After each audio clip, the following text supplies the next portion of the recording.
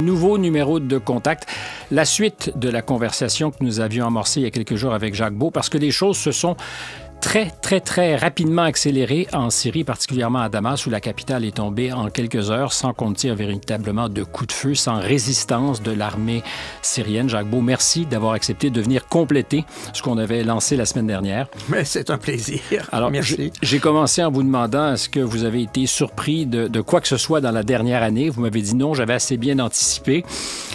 Cette fois-ci, on peut dire que c'est quand même assez surprenant la rapidité avec laquelle les choses se sont enchaînées. Oui, la rapidité et le fait, c'est-à-dire le fait que la Syrie tombe, rapidement ou pas. La rapidité ajoute encore à l'effet de surprise, mais tout le monde a été un peu surpris, puisque on a vu que même à Moscou, même en Iran, tout le monde a été surpris, probablement même, apparemment, même la population syrienne. Les seuls qui probablement n'étaient pas surpris, c'est vraiment les dirigeants syriens et les dirigeants du Hayat Tahrir al-Sham et probablement les Turcs, bien entendu. Mais sinon, je pense qu'il y a eu une réelle surprise sur la manière dont ça s'est déroulé. Est-ce qu'on est en face d'une opération de changement de régime avec essentiellement comme opérateur principal la Turquie? On est dans une opération de changement de régime qui est au point de convergence de trois intérêts, si on veut bien. Il y a l'intérêt de la Turquie, qui a toujours été... il y a il y a un antagonisme historique avec la Syrie. Et puis, il y a peut-être quelque part, du côté d'Erdogan en particulier, peut-être une certaine nostalgie de l'Empire ottoman qui traîne un peu là derrière. Je ne veux pas dire que c'est un élément moteur de ce qui s'est passé, mais je pense que c'est dans l'esprit et ça pourrait affecter plus tard les relations, d'ailleurs, par exemple avec Israël. Alors, c'est une chose. Le deuxième faisceau, c'est un faisceau américain qui voulait casser l'axe Beyrouth-Téhéran. Et axe que d'ailleurs les Américains ont créé en intervenant en Irak en 2003, puisqu'ils ont finalement fermé ce croissant chiite qui entoure l'Arabie saoudite. En occupant l'Irak, Saddam Hussein avait un régime qui était laïque, et en renversant Saddam Hussein, eh bien, on a donné un nouveau pouvoir aux chiites en Irak. Et ça a fermé le couloir jusqu'à la Syrie, qui était traditionnellement chiite, donc jusqu'à Beyrouth. Donc ça, c'est le deuxième axe. Et puis, il y a le troisième axe, qui est l'axe israélien, qui a été... Nécessairement. Qui est nécessairement, mais pas seulement nécessairement, mais il y a une politique, j'allais dire, continue d'Israël depuis qu'il existe en fait, mais en particulier s'appliquant à la Syrie, c'est l'idée de balkaniser la Syrie, d'en faire un ensemble d'entités qui se disputent entre elles plutôt que de chercher à se disputer contre Israël, si je peux simplifier le propos. Et ça n'est pas nouveau, c'est une idée ou un plan qui avait été élaboré par Oded Yenon, qui était un conseiller de Netanyahou, qui a été formalisé d'une certaine manière dans un document qui a été publié en 1996, qui s'appelle A Clean Break, qui a été écrit par Richard Perle, qui était un néoconservateur vraiment notoire, plus que notoire, et il a fait ce clean break pour d'ailleurs Benjamin Netanyahou à l'époque. Donc, et là-dedans est décrit cette partition de la Syrie. Et on retrouve, les Américains ont repris ça, puisque en août 2012, la DIA a publié un document qui a été publié depuis, enfin qui a été dévoilé ou fuité plus tard. C'est un document qui explique que la Syrie devait être ou pouvait être divisée en trois entités. Une entité kurde à l'est, au nord-est, une entité alawite, chiite alawite au nord-ouest, et puis une principauté salafiste, littéralement, dans le document, une principauté salafiste au sud du pays, au sud-est du pays. Alors, là-dessus, deux questions. Vous pensez que les Israéliens et les Américains étaient de mèche avec les Turcs? Parce que j'ai eu l'impression très nette que les Américains n'ont pas vu venir, en tout cas, à tout le moins, la rapidité avec laquelle les choses se sont faites. Alors, c'est pour ça qu'il faut distinguer deux choses. Il y a l'événement, il y a l'attaque contre la Syrie, ça c'est une chose, et puis il y a la manière dont ça s'est déroulé. C'est deux choses différentes. Et je pense qu'effectivement, personne n'avait vraiment prévu que ça se déroulerait aussi rapidement. Mais le fait que ça se déroule était connu. Et apparemment, il semble, d'après les informations qu'on a actuellement, le gouvernement syrien a été informé déjà il y a quelques semaines de cette attaque. Le gouvernement turc a été informé il y a environ 2 mois du fait que le Hayat Tahrir al-Sham voulait faire une offensive contre la Syrie. Mais à ce moment-là, il semblait que la portée de cette offensive devait être relativement limitée. Donc, il ne s'agissait pas de reprendre la Syrie, mais il s'agissait de reprendre la province d'Idlib, enfin, d'étendre le territoire, si vous voulez. Et apparemment, et ça, on le sait parce qu'on a un communiqué de dimanche soir, donc du 8 décembre, qui a été fait par le ministère des Affaires étrangères russe, où il est expliqué que le gouvernement syrien, il ne mentionne pas nommément Bachar el-Assad. Il parle du gouvernement. Pas plus que dans son point de presse, d'ailleurs, samedi. Enfin, c'était pas un point de presse, interview longue où il est un peu hors de lui. Je ne l'ai jamais vu si, je dirais, animé. Oui. Et à aucun moment, il ne mentionne le nom de M. el-Assad. Tout à fait. Et apparemment, ce qui s'est passé, c'est que Bachar el-Assad a négocié. Alors, on ne sait pas exactement si c'est avec les Turcs ou avec les insurgés rebelles ou, disons, le groupe, le HTS, le Hayat Tahrir al-Sham. Mais il y a eu une négociation pour que, s'il y avait une attaque, cette attaque devait se faire sans violence. Wow. C'est presque un oxymore, une attaque sans violence. Oui. En général, il y a... Non, mais l'idée, c'était d'épargner la population civile. Et donc, il n'y aurait pas de résistance du côté syrien de l'autre côté. Donc, c'était ça l'idée. Donc, c'était plié avant que ça ne commence, selon vous? Donc, apparemment, si on en croit le communiqué du ministère des Affaires étrangères russe, c'était plié avant. Et c'est probablement pour cette raison que les Russes étaient fâchés contre Bachar el-Assad. Et... Parce qu'il aurait accepté. Pas parce qu'il aurait accepté, mais probablement même parce qu'il aurait initié cette discussion. C'est la raison pour laquelle, et quand on voit les différentes discussions, pas discussions, mais les commentaires qu'il y a eu dans les circuits officiels, j'entends, pas ce qu'on a sur les réseaux sociaux, mais sur les commentaires officiels, mon sentiment est que Bachar el-Assad n'était pas prêt à se relancer dans une guerre comme en 2011, 2012, jusqu'en 2019. Et que son analyse, et pour être honnête, je ne pense pas que son analyse soit totalement fausse. En 2011, la Syrie était un pays qui fonctionnait normalement, en quelque sorte. Alors, je ne porte pas de jugement sur la manière dont le pouvoir était exercé.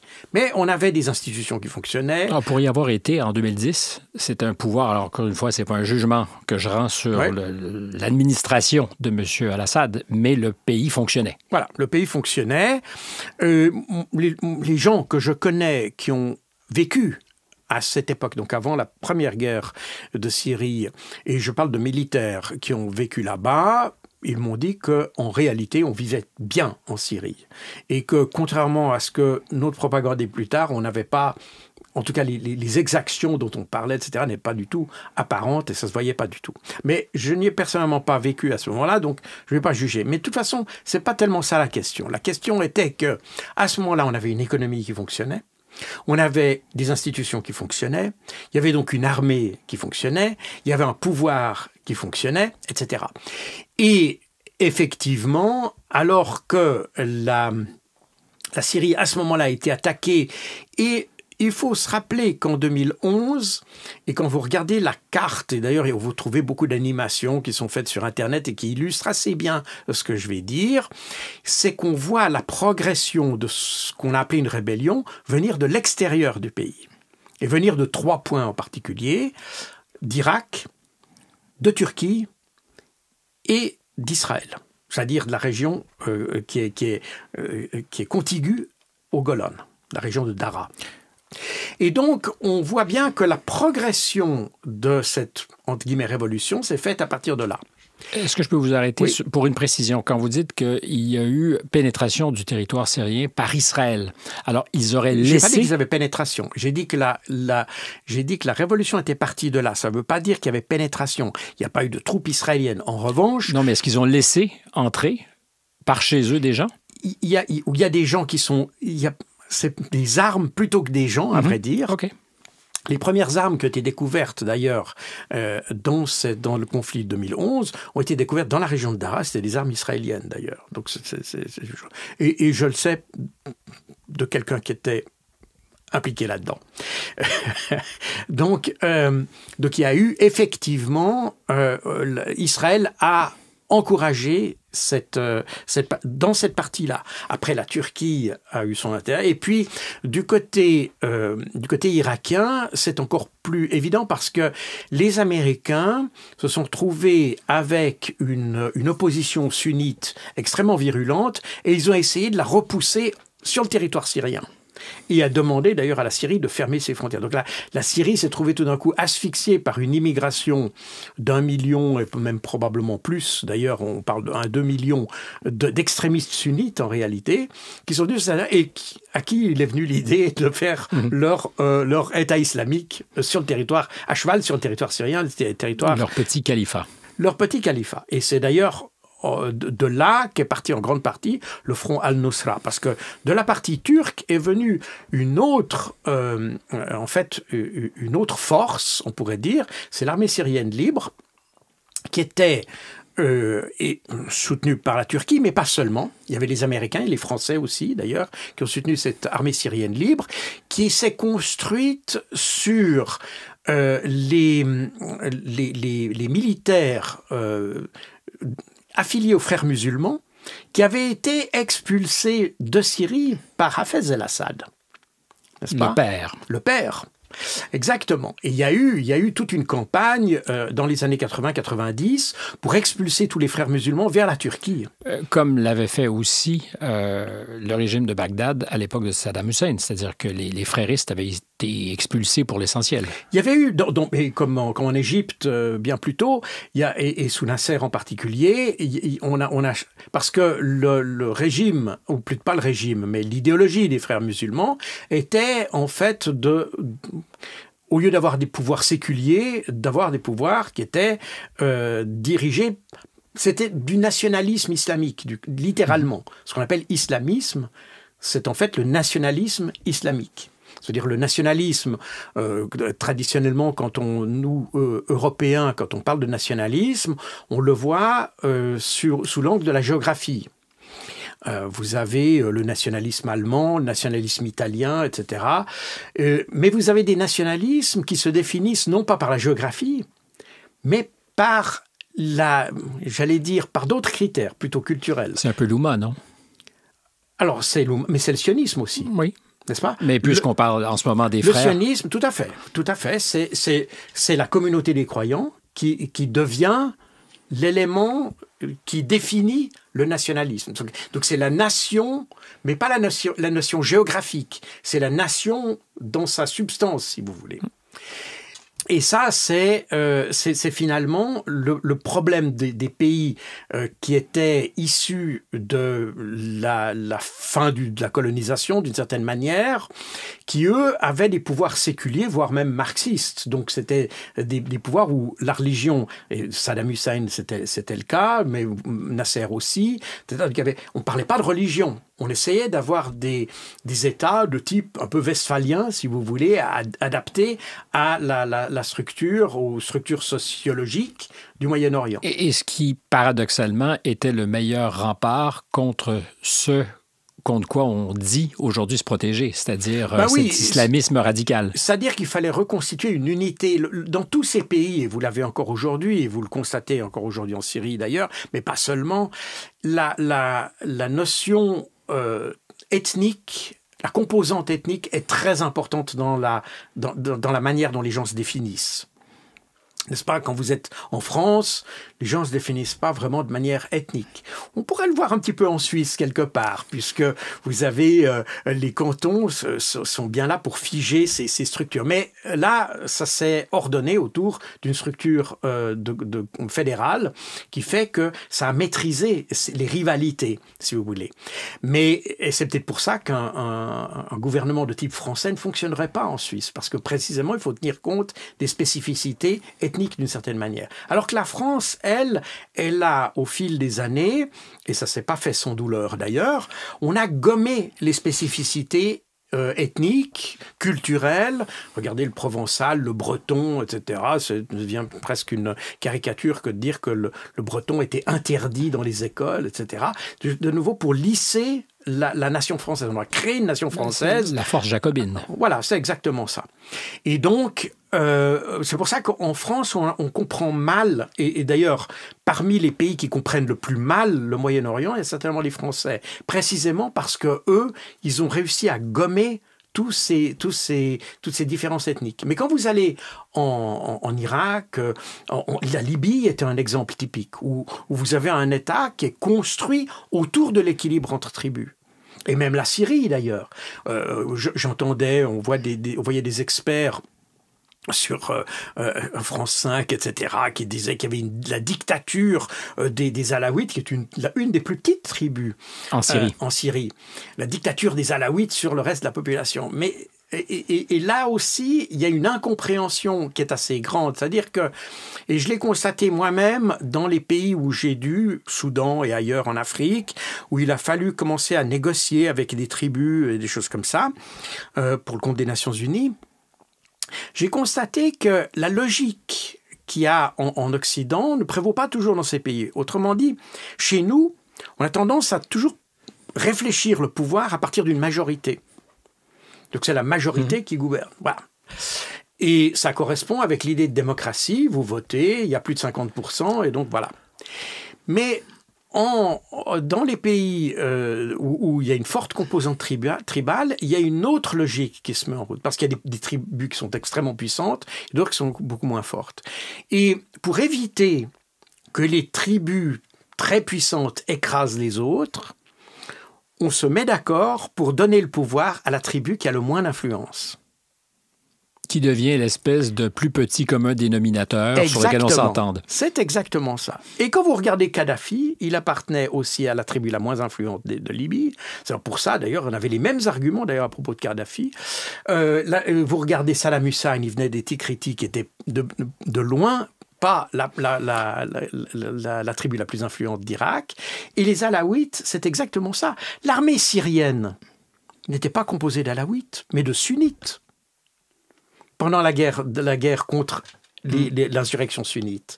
Et ça, évidemment, nos experts se trouvent un peu bouche bée parce qu'ils n'arrivent pas à comprendre ça. Mais quand on est... Ça vient un peu rayer le logiciel. Exactement. Ça court-circuite un petit peu les idées préconçues. Mais en réalité, on est sur des logiques différentes. Parce que si c'est la tribu la moins influente qui a du pouvoir, eh bien, elle ne va pas imposer sa volonté aux autres. Elle sera obligée de tenir compte des grandes tribus. Mais je reviens à ce qu'on disait, le meilleur rempart théorique du point de vue de notre discours officiel contre l'islamisme radical, c'était encore ces régimes qui livraient une guerre acharnée, comme l'a fait Saddam Hussein, comme l'a fait M. al-Assad, contre les réseaux fréristes. Oui, d'une certaine mesure, mais pas complètement, parce que précisément, d'ailleurs, au lieu de faire ce système de gouvernement qui, chez nous, s'est constitué au fil des siècles, n'est-ce pas? Parce qu'on a eu la même chose chez nous, où on avait les catholiques, puis les protestants, et puis les rivalités, puis on a eu les mêmes problèmes en Europe. Mais ces différences et ce modus vivendi entre religions s'est construit au fil des siècles, d'ailleurs de manière très sanglante, puisque les guerres de religion, on les a eues typiquement en Suisse. Les dernières guerres qu'on a eues, c'est des guerres de religion au milieu du 19e siècle. C'est de là qu'est issue c'est pas unique au Proche-Orient. C'est pas unique au Proche-Orient. Et simplement qu'au Proche-Orient, les choses se sont décantées un peu brutalement après la phase de décolonisation. Il y a une sorte de décompression qui a créé une situation où chacun a voulu prendre sa place et où on a imposé, on a bouchonné la bouteille de champagne, si vous voulez, on a contenu le gaz. Et quand les gouvernements séculiers, si vous voulez, ont sauté, eh bien, on a toutes ces resurgences tribales, ethniques, religieuses qui ont éclaté en réalité. Revenons donc à ce rythme d'enfer avec lequel les choses se font depuis 2 semaines. Est-ce que vous croyez que l'échéance électorale américaine est pour quelque chose dans ce qui se passe? J'ai moi souvenir, par exemple, que M. Trump, quand il était au pouvoir, avait mis un terme à cette opération assez secrète. C'était quoi? Timber Sycamore? Où la CIA et d'autres agences avaient entrepris de livrer des armes et des moyens à des groupes dits d'insurgés. Et on a vite réalisé que ces armes allaient aussi à des adversaires des Américains. C'est pas la première fois que ça arrive d'ailleurs. Et M. Trump avait décidé, lui, de suspendre. Il n'a pas toujours été suivi, d'ailleurs, par le Pentagone et par les grandes agences de renseignement. Mais est-ce qu'il pourrait y avoir une crainte, ou il y aurait pu à l'horizon avoir une crainte de ce que, si on attendait trop avant de lancer des opérations, le Trump aurait pu être un petit caillou dans la chaussure? Je ne sais pas. Trump est un pragmatique. Donc, le problème, c'est que dans la première guerre de Syrie, on pourrait dire, ou dans la guerre de 2011 à 2019, ce qui s'est passé, c'est qu'on a effectivement vu que les armes qu'on fournissait était hors de contrôle d'une certaine manière. Les Américains ont perdu. Moi, quand j'étais à l'OTAN, j'étais responsable de la prolifération des armes légères. Et je recevais des chiffres sur les pertes des armes américaines, donc, ou plutôt le nombre d'armes dont les Américains ont perdu la trace. Donc, qu'ils avaient données, mais dont qu'ils ne savaient pas à qui. Et les armes qui leur ont été volées, typiquement en Irak, il y a des containers complets d'armes qui ont été volés aux Américains. Ils ne savaient pas où c'était, mais c'est des centaines de milliers de fusils d'assaut qui ont été volés et les Américains ne savaient même pas quel était le numéro de ces armes. Les numéros de série. Les numéros de série. Par conséquent, ils n'ont même pas su où allaient qui a pris ces armes, comment elles ont disparu. Et ça a été la même chose en Afghanistan. Et vous avez, soit pour l'opération en Irak, soit pour l'opération en Afghanistan, vous avez eu un espèce d'auditeur en chef qui avait été nommé pour les 2 opérations afin de veiller à ce qu'il y ait une sorte de surveillance, une sorte d'audit permanent sur le déroulement d'opérations. Et quand vous regardez les rapports de ces audits, c'est absolument catastrophique. C'est absolument effarant. C'est des millions d'armes qui ont échappé, qui ont glissé des doigts des Américains, littéralement. Et quand des généraux, et je ne veux pas faire une diversion trop longue, mais quand les généraux américains, ou certains, parce que ce n'est pas les généraux, quand quelques généraux disent on a de la difficulté à savoir ce qui se rend réellement au front en Ukraine, vous croyez que c'est fondé? Ah oui, tout à fait. Parlant d'armes, mais pas que d'armes légères, d'ailleurs. Ah, mais d'ailleurs, on a découvert les armes livrées à l'Ukraine, on les a redécouvertes en Afrique, on les a découvertes dans les Balkans, on a découvert même d'ailleurs dans les armes qui sont utilisées pour des activités criminelles en Finlande et en Suède. Donc revendues? Donc revendu. Donc vous savez, le problème, c'est qu'on aide des pays qui sont dans une situation où les institutions ne fonctionnent pas normalement, où d'une manière ou d'une autre, il y a des formes de corruption qui sont endémiques, qui existent, de manière plus ou moins affirmée. Moi-même, lorsque j'étais à l'OTAN, j'ai été impliqué pendant quelque temps dans des programmes de lutte contre la corruption en Ukraine, et je me rappelle très bien que les gens de l'OTAN avaient l'impression de dire que c'était une partie désespérée. Et ça se dit. Et ça se disait à l'OTAN même, parmi les gens qui étaient responsables. Dans l'OTAN, les programmes de lutte contre la corruption, c'est ce qu'on appelle Building Integrity. Il y a des séries de programmes comme ça qui sont appliqués à certains pays. Et ça se construit l'intégrité? C'est un autre problème. Il faudrait avoir une autre émission pour en discuter. Mais Toujours est-il que c'est comme ça que c'est vendu, entre guillemets, ou compris. Mais pour la question de l'Ukraine, il y avait quand même des gens qui étaient là à demeure, il y a des unités qui font ça à temps plein, si vous voulez. Et ces gens-là regardaient l'Ukraine avec des regards très désespérés. Alors revenons à ce qui se passe au Proche-Orient en ce moment. Je vous posais la question du rôle d'Israël. On s'entendait, vous et moi, quand on s'est vu la première fois, qu'il y avait comme un lien de cause à effet entre la signature du cessez-le-feu entre le Hezbollah et Israël et le déclenchement, je ne dirais pas comme par hasard, sinon ironiquement, le lendemain des opérations. Israël avait quelques coups d'avance là-dessus? Probablement d'ailleurs parce que, et là de nouveau je n'invente rien, je cite le Kiev Post qui disait que les combattants du Hayat al-Sham avaient été entraînés, formés et armés par Israël et l'Ukraine. Donc c'est dans le Kiev Post, dans un journal ukrainien. Donc, c'est pas le Kremlin, c'est vraiment un journal ukrainien. Et c'est assez logique parce qu'en réalité, il y a depuis, d'ailleurs, plusieurs semaines, à vrai dire depuis le mois de juin, on parle dans la presse ukrainienne, évidemment qu'on n'en parle pas beaucoup chez nous, mais dans la presse ukrainienne, on évoque le rôle des Ukrainiens pour essayer d'ouvrir un front. Alors, évidemment, eux ne visaient pas la Syrie, après on parlait, ils visaient la Russie. L'idée étant de créer une situation de tension en Syrie qui impose le déploiement de troupes russes en Syrie et de ce fait, exactement, d'essayer d'étirer les ressources militaires russes. Alors ça n'a pas marché, mais ça, d'une certaine manière, les Ukrainiens, je ne pense pas qu'ils ont été les éléments déterminants de la phase qu'on vient de voir, mais ils y ont contribué parce que ça faisait partie un petit peu de leur plan à eux. Alors, si les Américains sont un peu dans la loupe, s'ils sont un peu aux manettes, est-ce qu'on peut croire donc qu'en ce moment, quand ils nous expliquent qu'ils sont à réévaluer, si oui ou non, les gens qui sont sur le terrain doivent être, comment on pourrait dire ça, blanchis de tout soupçon et qu'ils sont aujourd'hui fréquentables, c'est parce qu'ils savaient ce qui se préparait?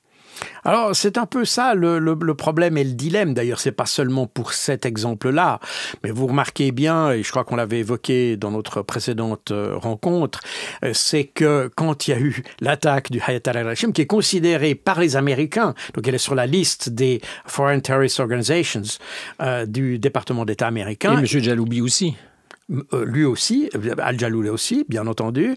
Et on a aussi les Nations Unies qui considèrent le Hayat al-Sham comme terroriste. Donc ça veut dire vraiment là, on a un mouvement... Mais pourtant, quand on a vu cette attaque, on parle d'attaque des rebelles. Alors que quand c'était le Hamas, qui est pourtant considéré comme terroriste par une trentaine de pays, c'est tout... Mais ce que j'entends en ce moment à Washington, c'est qu'il y aurait des discussions pour savoir si oui ou non on pouvait passer un peu la gomme à effacer et faire en sorte que ces gens aujourd'hui ne soient plus la menace qui était annoncée, c'est-à-dire mais au contraire des gens avec qui on peut parler. C'est ce qui s'est passé, mais c'est ce qui s'est passé avec les Moudjahidines du peuple en Iran, par exemple, qui étaient considérés pendant très longtemps comme des terroristes, y compris d'ailleurs, enfin jusqu'en 2012, à vrai dire, sauf erreur. Je pourrais me tromper sur la date, mais il me semble que c'est 2012. C'est un mouvement... à l'origine marxiste, mais qui existait en Iran et qui combattait le régime du Shah d'Iran déjà, qui a continué à combattre le régime de Khomeini. Et puis, après l'occupation de l'Irak, il est resté considéré comme terroriste par les Américains. Et puis, quand ils ont vu qu'ils pouvaient l'utiliser contre l'Iran, alors ils ont retiré de la liste des mouvements terroristes. Donc, c'est pour ça que, d'ailleurs, ces notions de terroriste, je le rappelle, qui n'a pas de définition internationale. Chaque pays a sa propre définition de ce qu'est terroriste. Et fait que les pays, en particulier les pays occidentaux, jouent avec ces termes pour interdire des mouvements qui ne leur plaisent pas et blanchir des mouvements qui leur plaisent. Voilà. Mais ça ne veut rien dire du tout en réalité. À terme, est-ce que la Syrie risque d'être balkanisée, c'est le mot que vous avez employé, dépecée, avec des zones d'influence? On a déjà vu que les Israéliens ont bougé sur le Golan et avec la ferme intention de ne pas revenir en arrière. En tout cas, c'est le discours de M. Netanyahou. Les Turcs, probablement, vont se négocier quelques marges à la frontière. Les Américains contrôlent une partie du pays, là où il y a d'ailleurs du pétrole. Est-ce qu'on pourrait se retrouver dans un cas de figure où la carte syrienne nous changerait? On y est déjà, et ça explique d'ailleurs pourquoi je pense que Bachar el-Assad a renoncé à se lancer dans une nouvelle guerre, parce que les ressources qu'il avait en 2011 pour lutter contre ces attaques qu'il y avait de tous les côtés par les milices sunnites, eh bien aujourd'hui il avait plus ces ressources, n'est-ce pas? Les Américains confisquent, pour ne pas dire vol, le pétrole syrien qui est dans l'est du pays au profit des Kurdes, pour soutenir en fait les Kurdes, qui eux occupent pratiquement toute la partie orientale du pays. Au nord, faisant une sorte de zone tampon entre la Turquie et ce Kurdistan syrien, pourrait-on dire, vous avez l'armée turque qui est déployée, et puis vous aviez sur la partie occidentale de la Syrie, vous aviez la zone d'Idlib qui était considérée comme une zone de désescalade, et c'est la raison pour laquelle Hayat Tahrir al-Sham se trouvait là, qui était une zone de désescalade sous la responsabilité de la Turquie, c'est-à-dire que ces mouvements, parce que quand on parle du Hayat Tahrir al-Sham, on a toujours l'impression que c'est un mouvement. En réalité, c'est un conglomérat de à peu près 80 mouvements. Ça fédère donc beaucoup de monde. Ça fait beaucoup de monde. Il y en a une quarantaine qui sont retrouvés sous le chapeau. D'ailleurs, n'est-ce pas, le front Al-Nusra, avant c'était un de ces groupes, et puis il a gagné en importance, et il est devenu le Jabhat Fatah al-Sham jusqu'à la bataille d'Alep. Et lorsque, pour éviter qu'il y ait un massacre complet de ces militants islamistes, les Occidentaux, avec les Russes, il faut le dire, ont négocié le retrait de ces groupes vers des zones de désescalade, dont celle d'Idlib. Et on a demandé à tous les groupes de se répartir entre ceux qui voulaient plus combattre, qui étaient modérés, etc., et ceux qui voulaient continuer le combat sous un drapeau islamiste.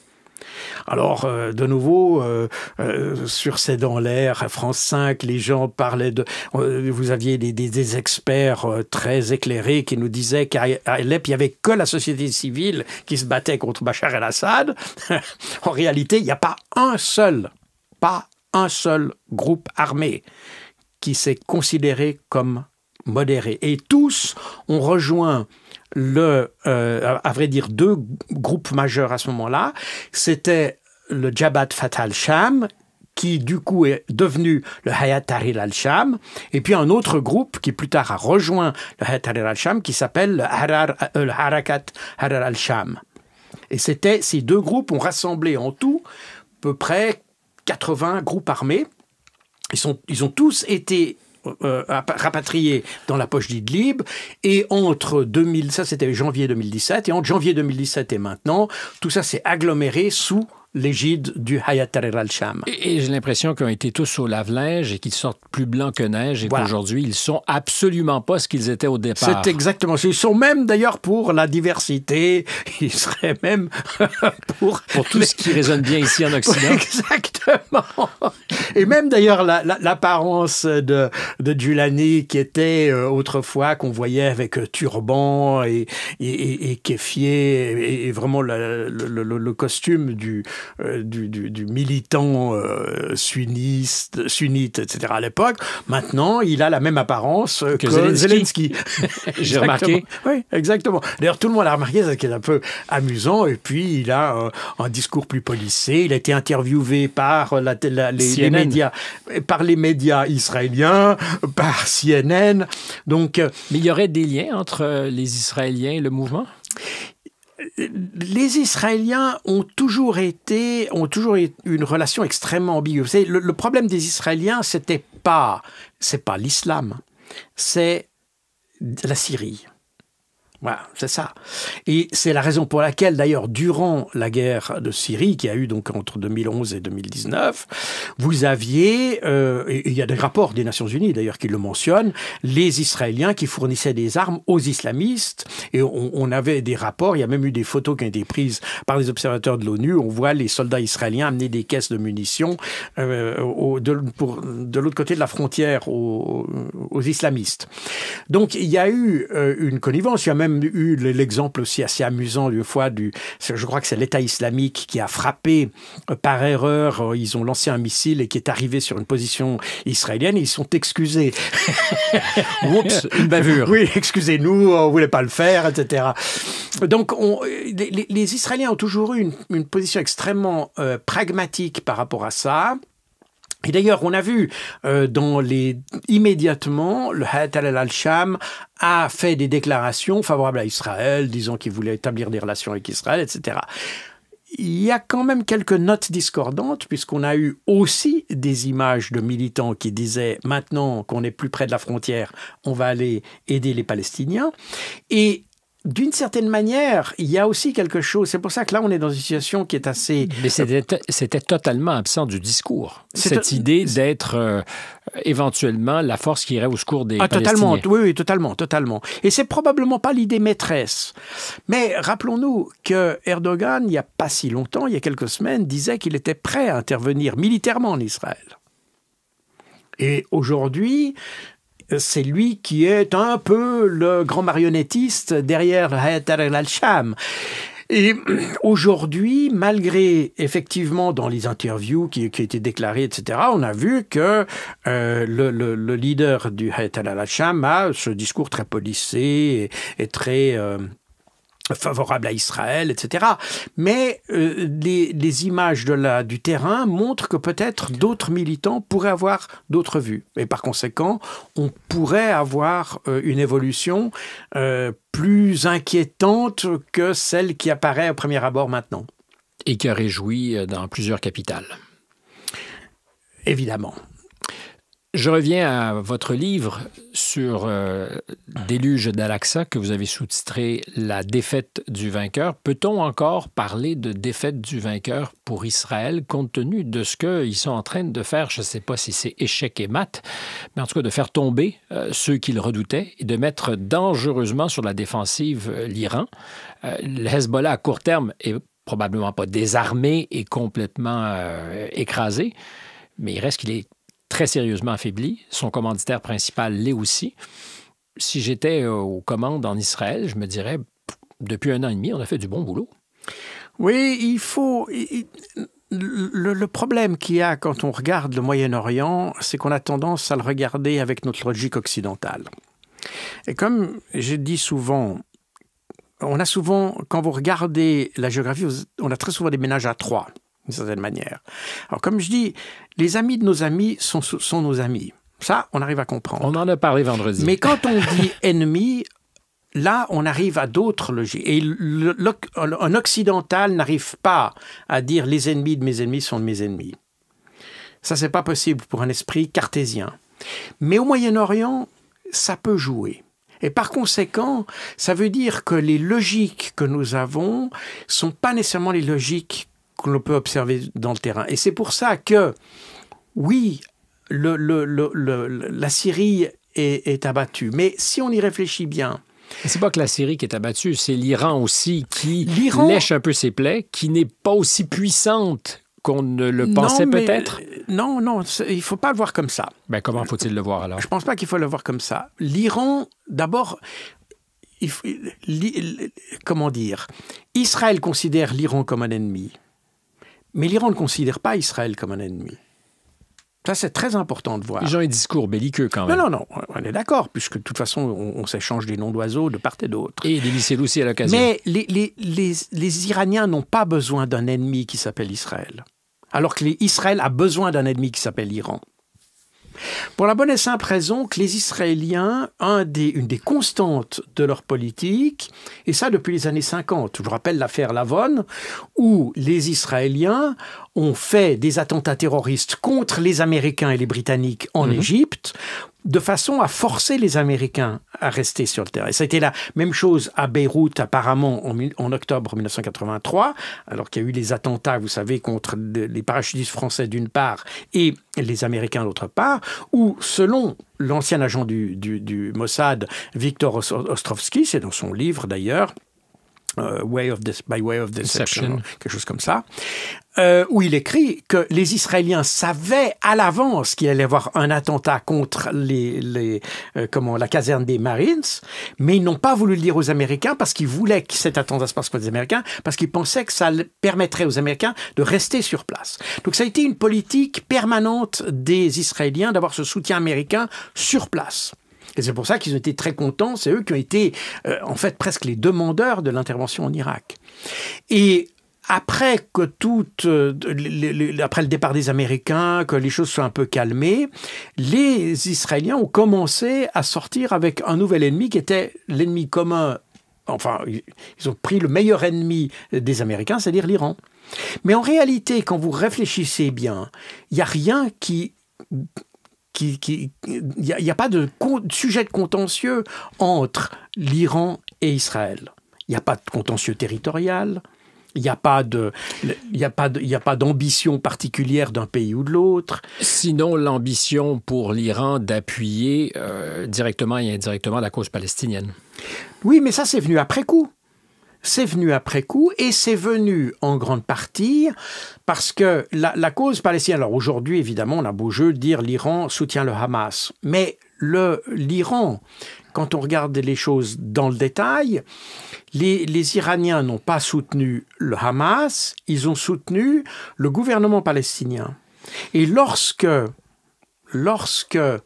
en 2006, après les élections de 2006, le Hamas a gagné les élections législatives à Gaza, et donc que les pays occidentaux ont dit « ça, on n'accepte pas le résultat des élections », de nouveau, c'est toujours la même chose, on n'accepte que les élections qui nous plaisent, mais pas les autres. Et donc, l'Union européenne et les pays occidentaux ont coupé le financement de tout ce qui se passait dans Gaza. Et l'Iran a décidé de se substituer un peu. De se substituer et c'est exactement ça. Je vous rappelle qu'aujourd'hui, on voit le Hamas, etc. Quand vous avez les chiffres des pertes, on vous dit c'est les chiffres du Hamas, etc. Non, c'est tout à fait faux. Ce sont des mensonges, littéralement. Le gouvernement de Palestine, donc l'autorité palestinienne, reconnaît comme étant des chiffres qui émanent sous la responsabilité de son ministère. Vous pouvez le prendre comme vous voulez, c'est des déclarations qui ont été faites très clairement par l'autorité palestinienne. Alors évidemment que le Hamas est la force dominante à Gaza. Mais c'est la même chose pour beaucoup d'aspects de l'administration. Le Hamas n'est que le relais d'une administration en réalité. Et pourtant, ça n'a jamais été le grand amour entre l'autorité palestinienne et le Hamas. Non, ça c'est tout à fait... Le Hamas est défini même en opposition tout à fait, au Fatah, à l'autorité palestinienne. Absolument, on est tout à fait d'accord là-dessus. Mais le fait est que pour l'autorité palestinienne, eux, ils ne veulent pas abandonner l'autorité sur la bande de Gaza. Vous comprenez, c'est des Palestiniens quand même. Et il y a des activités, quand on parle du Hamas, on a toujours tendance à voir des combattants armés, etc. La grande partie de ce qu'on appelle Hamas est en réalité totalement civile et s'occupe de la gestion d'hôpitaux, de la gestion sociale, etc. Ça, c'est la réalité. Oui. Là, il y a une partie militaire, et c'est pour ça d'ailleurs vous avez des pays qui reconnaissent comme terroristes uniquement les brigades Al-Qassam. Qui sont le bras armé du Hamas. Mais il y a toute la partie civile du Hamas qui n'est pas considérée comme terroriste par de nombreux pays. Alors, il y a des pays, évidemment, qui considèrent comme tout, typiquement Israël, et c'est pour ça, c'est sur cette base-là, d'ailleurs, qu'on a voulu interdire l'UNRWA. L'Agence des Nations Unies pour l'assistance aux réfugiés, qui avait été créée avant que le HCR soit créé après la guerre de 1948 pour gérer les réfugiés palestiniens. Et cette agence, elle s'occupe des réfugiés. Et pour justifier son départ de Gaza, eh bien on a dit cette agence a participé à des liens avec le Hamas. Par le Hamas. Mais en fait, c'est la partie civile du Hamas. Et si vous êtes cohérent et que vous dites, OK, on prend de nouveau encore sous la réserve que le mot terroriste veut tout dire et rien dire, mais bon, admettons, la partie armée, vous pouvez la considérer comme terroriste, mais la partie civile, si vous commencez à la considérer comme terroriste également, eh bien, vous supprimez, c'est ce que font par exemple le Parlement en Suisse, etc. Ils ont dit... tout le monde est égal. Fini. Résultat des courses, on coupe le financement de l'Agence des Nations Unies. Et ça vient généralement du fait que les gens ne veulent pas comprendre, à vrai dire, ce qu'est le Hamas et ce qui se passe dans la bande de Gaza. Résultat des courses, on a aujourd'hui coupé, en fait, l'aide aux Palestiniens sur des prétextes qui sont totalement fallacieux, en réalité. Ce qui nous ramène à l'Iran qui avait pris le relais. Aujourd'hui, l'Iran se retrouve très sérieusement dans le collimateur des Américains, qui l'ont toujours eu d'ailleurs.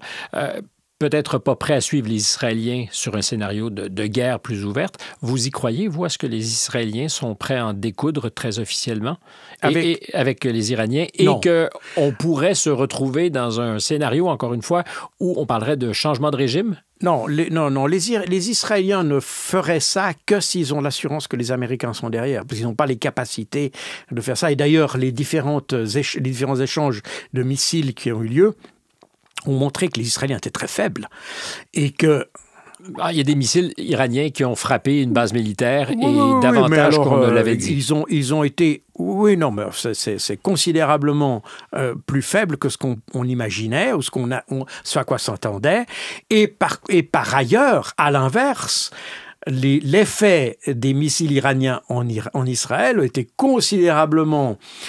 Pas les effets sur le terrain parce que les objectifs étaient limités, mais la capacité des Iraniens à pénétrer la défense israélienne a absolument, étonné tous les spécialistes. Le dôme est moins étanche qu'on le dit. Le dôme est une véritable passoire, littéralement.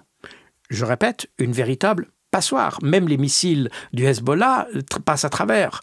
Et c'est d'ailleurs un problème, mais ça fait très longtemps qu'on sait ça. Le dôme de fer, qui d'ailleurs n'est qu'une partie de l'ensemble de défense antiaérienne, hein, parce qu'il y a le dôme de fer, il y a la fronde de David, et puis ensuite il y a le système Arrow 1, 2 et 3. Et qui forme la partie supérieure du spectre pour des missiles de type... En fait, le dôme de fer, on en parle toujours, mais c'est un système qui a été conçu pour arrêter les roquettes du Hamas ou du djihad islamique palestinien, qui sont des roquettes assez simples, à vrai dire, assez faciles à intercepter et à relativement basse altitude. Mais donc ce qu'on appelle dôme de fer, c'est la partie congrue, si vous voulez, de l'ensemble de défense aérienne. Mais l'ensemble de défense aérienne israélien a montré qu'il était, en définitive, facilement pénétrable par les Iraniens. Et que si les Iraniens avaient eu vraiment l'intention de tirer, par exemple, sur des sites urbains, des centres urbains, ou bien avec des armes de très forte puissance, eh bien, les Israéliens n'auraient pas pu faire grand-chose. C'est une surprise pour les Israéliens où ils le savaient, mais justement, ça n'avait jamais été testé. Non, c'est une surprise pour les Israéliens. Ils avaient une confiance. Et les Israéliens ont toujours eu une confiance. Ils ont toujours beaucoup exagéré la confiance en eux-mêmes et ils ont beaucoup minimisé les autres. Et d'ailleurs, en 2006, c'est l'expérience qu'ils ont fait avec le Hezbollah. Cette fois-ci, c'est pas pour rien que c'est eux qui ont demandé un cessez-le-feu parce que ils ont fait du dégât dans le sud Liban. Ça, c'est indéniable parce qu'ils détruisent beaucoup. Mais ils atteignent peu comme objectif. Et ils ont, soit en 2006, soit en 2024, les Israéliens ont très largement sous-évalué les forces du Hezbollah et surestimé leurs propres forces. La même chose à Gaza, d'ailleurs. Ils ne pensaient pas qu'ils auraient une résistance aussi importante à Gaza. Alors, il y a des destructions énormes, des pertes civiles absolument gigantesques, que dans une bonne stratégie de lutte contre le terrorisme, on aurait pu éviter à 98%. Alors, vous pensez qu'ils sont beaucoup moins puissants qu'on ne l'imagine? Parce au total, alors j'ai pas la même lecture que vous. Je suis d'accord que sur la distance, les enjeux stratégiques ne sont pas les gains tactiques. Mais tactiquement, de façon déterminante, ils sont à la manœuvre, ils ont l'initiative depuis quelques mois. Oui, ils ont l'initiative, mais ça, c'est le propre, n'est-ce pas? Quand vous luttez à une résistance, vous opposez à une résistance, vous avez automatiquement l'initiative. La résistance est précisément une résistance. Alors, d'où viendra aujourd'hui le danger, que je ne souhaite pas aux Israéliens, mais si on dit que stratégiquement, ils n'ont fait aucun gain, où logera le danger potentiel pour les Israéliens? Eh bien, c'est déjà le fait qu'on mette Israël en accusation pour crimes de guerre, pour tentatives de génocide, pour ce genre de choses qui n'ont jamais été faites avant. Aujourd'hui, si vous voulez, c'est là où la vraie défaite d'Israël. Il ne faut pas la regarder dans un... Ils sont sensibles, vous pensez? Ah, je pense qu'ils ne sont pas sensibles à ça parce qu'en réalité, ils s'en fichent un petit peu de ça, mais ils sont en train d'en subir les conséquences parce que qui aujourd'hui veut, d'ailleurs quand vous regardez le nombre d'entreprises américaines qui aujourd'hui ne veulent plus opérer en Israël, parce que du coup, pour leur image, ah oui, oui, c'est ça qui, c'est même pas la campagne BDS, Boycott, Investment and Sanctions, qui a été initiée il y a quelques années aux États-Unis, mais c'est même pas ça. C'est-à-dire qu'aujourd'hui, vous avez des entreprises qui voient que pour leur image, travailler avec les Israéliens, c'est détrimental. Par conséquent... Je n'ai pas la même lecture non plus que vous là-dessus. Je vois ce que font les législatures d'État, par exemple, qui interdisent à des entreprises d'avoir des contrats avec l'État si de près ou de loin elles sont liées justement au boycott. Mais c'est précisément parce qu'ils doivent faire ces législations, parce que les entreprises le font d'elles-mêmes. C'est ça qu'il faut voir. Et avant, on n'avait pas besoin d'avoir ces législations. Et on fait des législations parce que précisément les entreprises ne veulent plus aujourd'hui travailler avec Israël. Alors je dis pas toutes, mais il y en a beaucoup aujourd'hui qui ne le font plus. Et vous avez d'ailleurs, il y a des retombées alors à un niveau beaucoup plus bas qui touchent alors cette fois-ci des choses qui sont un peu plus nauséabondes comme l'antisémitisme, etc. Mais vous avez des endroits, des hôtels au Japon où on n'accepte plus les Juifs, par exemple. Alors là, c'est un peu plus nauséabond, mais c'est beaucoup. Non. Oui, seulement, vous comprenez, c'est aussi le résultat, non pas de ce que... L'antisémitisme, c'est comment dire, la critique, enfin c'est plus que la critique, c'est la haine basée sur ce que les gens sont. Alors qu'aujourd'hui, on a l'antisémitisme, c'est plus vraiment de l'antisémitisme dans la définition du fondamental, puisqu'on base notre jugement non pas sur ce que les Israéliens sont, mais sur ce qu'ils font. Et ça, c'est quelque chose qui est beaucoup plus profond. Parce que ça, vous pouvez dire, oui, mais bien entendu, être contre quelqu'un parce qu'il est musulman, parce qu'il est bouddhiste, parce qu'il est juif, etc., c'est effectivement inacceptable.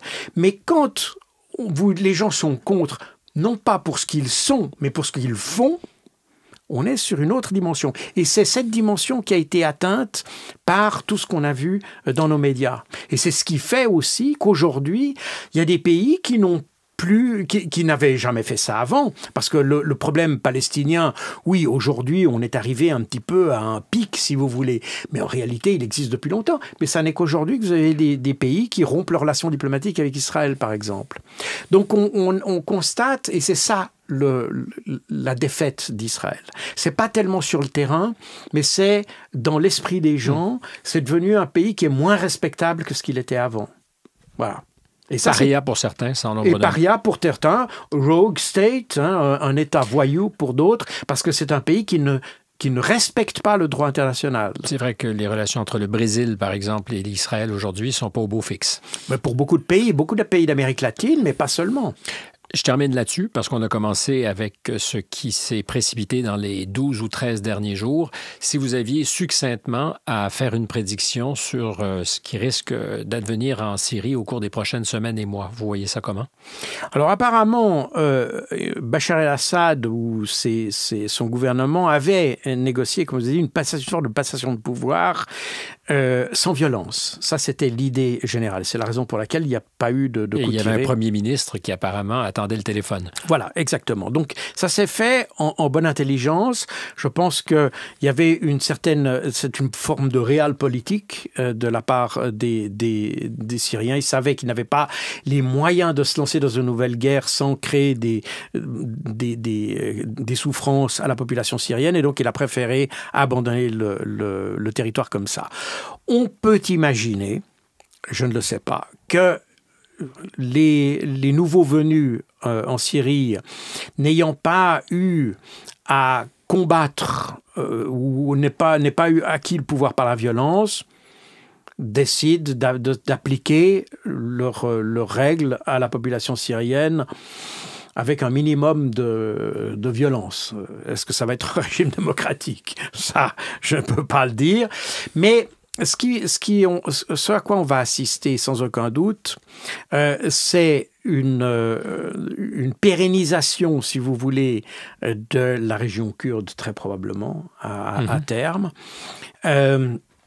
Avec ou non l'accord de la Turquie et voir comment tout ça se fait. Donc on va avoir finalement ce démembrement de la Syrie qui était tant désiré par les néoconservateurs américains et les Israéliens. Est-ce que ça va pour autant calmer le jeu en Palestine ? Ça n'est pas tout à fait certain. Moi, je pense que le pari des Israéliens est extrêmement... De nouveau, je n'ai pas de boule de cristal, mais je pense, parce qu'on voit aujourd'hui, d'abord, il n'y a pas eu d'attaque contre le Hezbollah, n'est-ce pas? On a plutôt tendance à voir, quand on voit d'ailleurs les réactions du Hezbollah et des Iraniens par rapport aux nouveaux venus, on s'aperçoit qu'ils sont plutôt prêts à composer avec la réalité. Les Houthis ont fait la même réflexion, d'ailleurs, à propos des nouveaux venus. On ne va pas vous tirer dessus tant que vous ne... Si vous nous soutenez, il n'y aura aucun problème. Enfin, j'entends... On voit qu'ils n'ont pas pris le parti de dire la Syrie, c'était notre camp, vous avez tiré contre notre camp, donc on va vous tirer dessus. Non, ils n'ont pas fait ça. Ils ont dit, voilà, la Syrie, ok, c'est parti. Maintenant, il y a une nouvelle réalité et on va travailler avec cette nouvelle réalité. Et cette nouvelle réalité... De nouveau, on ne le sait pas, et je ne le sais pas plus que vous, mais je pourrais m'imaginer qu'elle puisse être plus négative pour Israël qu'Israël pouvait le penser. Ça pourrait être le cas. Et je pense en tout cas que les Israéliens devraient se méfier, parce que, et c'est peut-être pas pour rien si les Israéliens ont créé déjà maintenant des zones tampons au-delà du Golan. Et le beau paradoxe, c'est qu'on dit qu'on pourra peut-être s'entendre avec ceux qui aujourd'hui sont à Damas et pourtant on fait en sorte, Israéliens comme Américains, de bombarder tout ce qu'il y a de dépôt d'armes, s'assurer que le pays soit vraiment non seulement désarmé, mais dépourvu de toute ressource. Tout à fait, parce que je pense que ce que j'évoque là est un vrai souci pour les stratèges américains. J'ose pas parler de stratèges israéliens parce que je sais pas s'il y en a, mais pour les Israéliens en tout cas et pour les stratèges américains en tout cas. Jacques Beau.